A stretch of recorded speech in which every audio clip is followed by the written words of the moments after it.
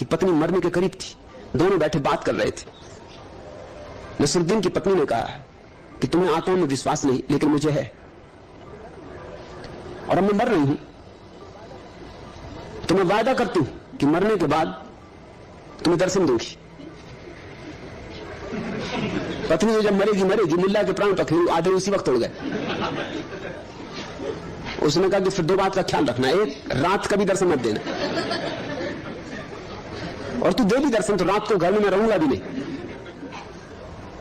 तेरी वजह से लौटता हूं, फिर घर लौटने की जरूरत भी क्या है मुझे, और रात तो तू दर्शन देना नहीं,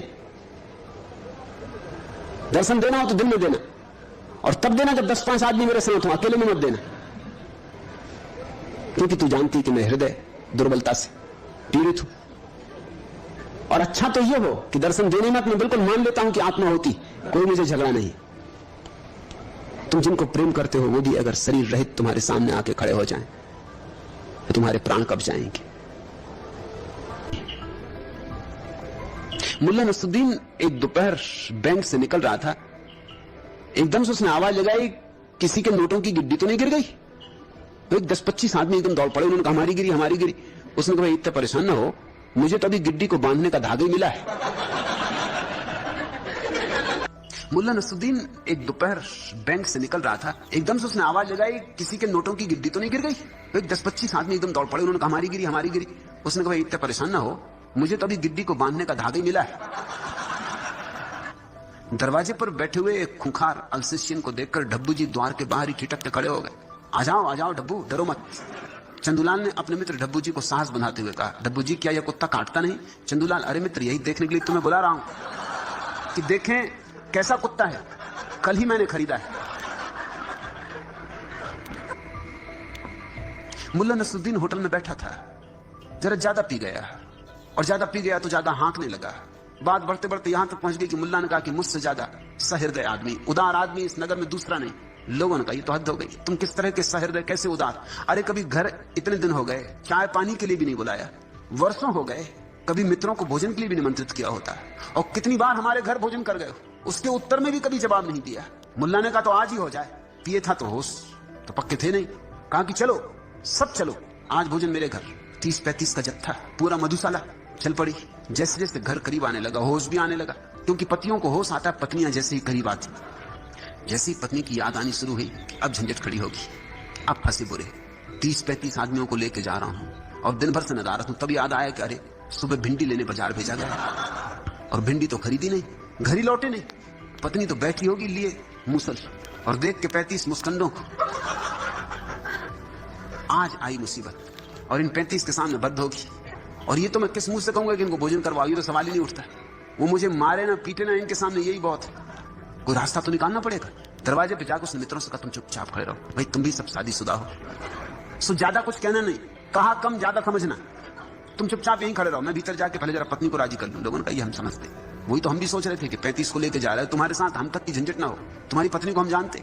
उनको बाहर कहा कि बिल्कुल चुपचाप रहना, शोरगुल करना ही मत, आवाज नहीं भर करना, शांत रहना। और भीतर गया सो गया, उनको क्या गया चुप रहना, शांत, तो वो आवाज भी ना कर सके, दस्तक भी ना दे सके।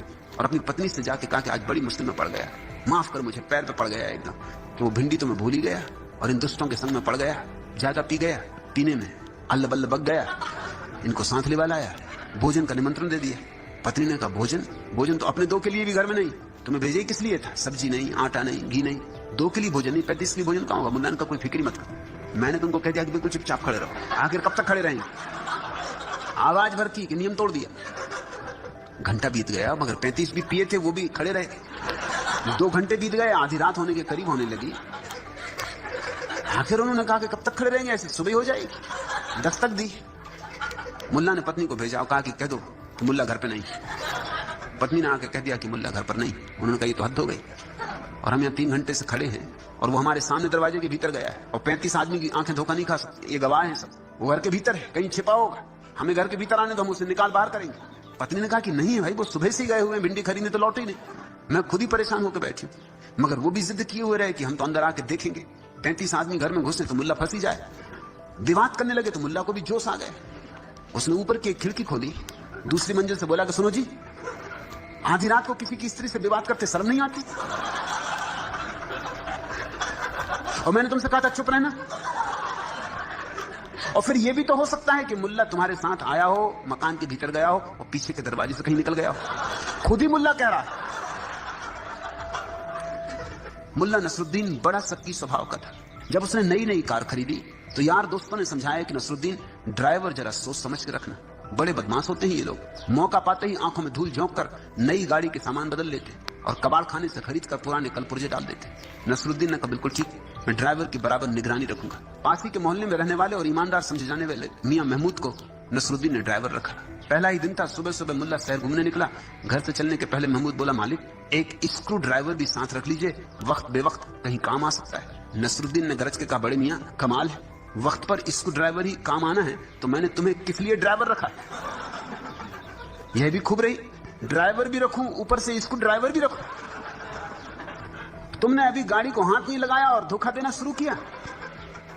बेचारे मियां महमूद ने बमुश्किल नसरुद्दीन को समझाया कि स्क्रू ड्राइवर कोई ड्राइवर नहीं होता, ये तो पेचकस का नाम है। मुल्ला का संदेह विश्वास में परिणत हो उठा कि जरूर ये चालबाज नौजवान उसकी नई कार के बेशकीमती कलपुर्जे बदलने की फिराक में, वरना पेचकस की क्या जरूरत आ पड़ी अभी अभी शुरू पहले ही दिन।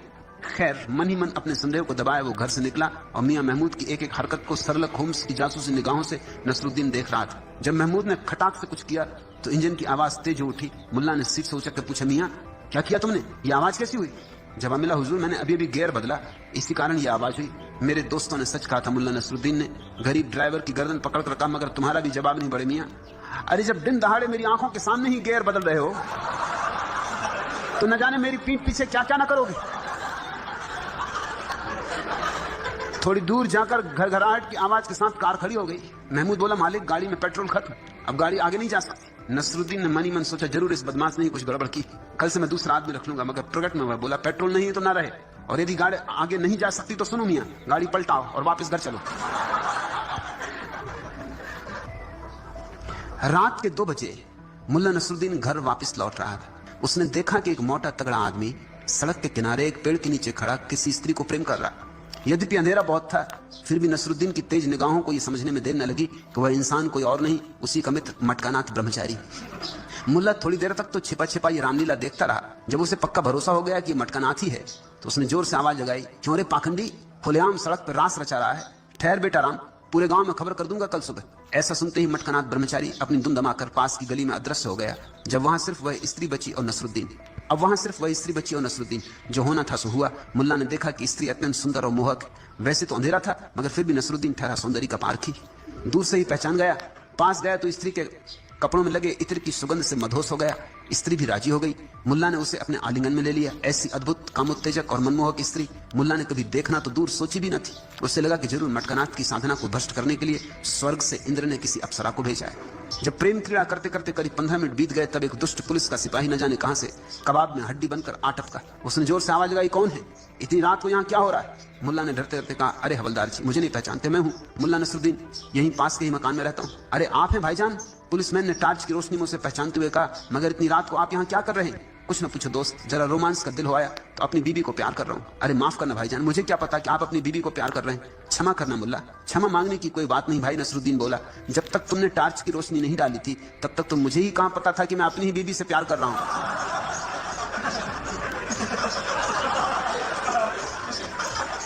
आज इतना।